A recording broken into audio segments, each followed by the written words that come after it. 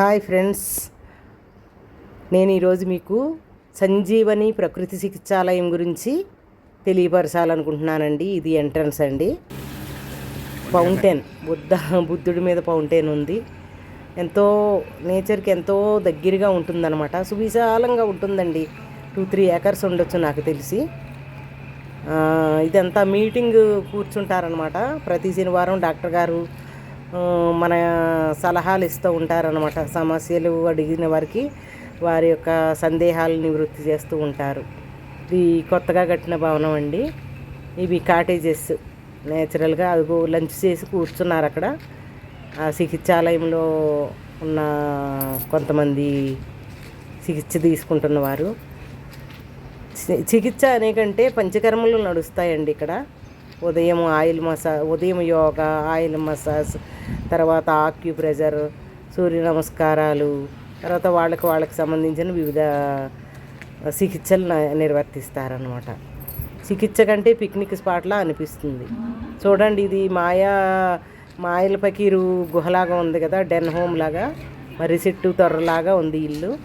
ఆ నెక్స్ట్ ఇది చూడండి, బల్లు ముక్కు, బల్లూకము మొహం కనిపిస్తున్నాయి కదా, కళ్ళు చెవులు కనిపిస్తున్నాయి. బల్లూకం ఇట్లా చూస్తున్నట్లుగా ఉంది. ఇది కూడా డెన్ హోమ్.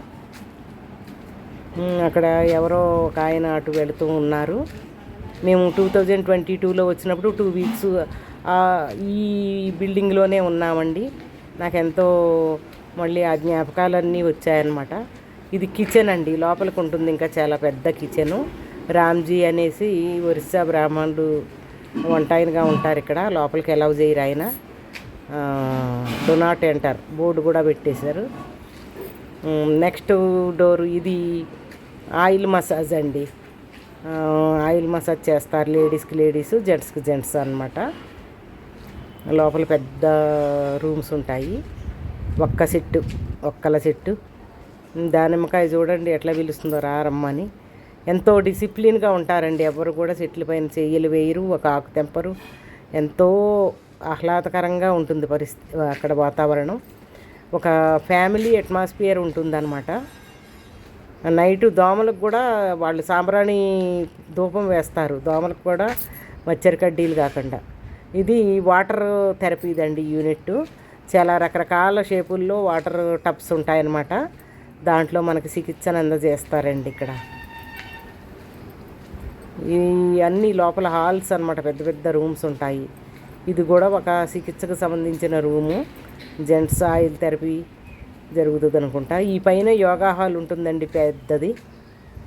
కొన్ని రకరకాల జిమ్ లాంటి వస్తువులు, పరికరాలు కూడా ఉంటాయన్నమాట. ఇదంతా ఖాళీ ప్రదేశము. ఇక్కడ శివాలయం ఉందండి, ఓపెన్గాను.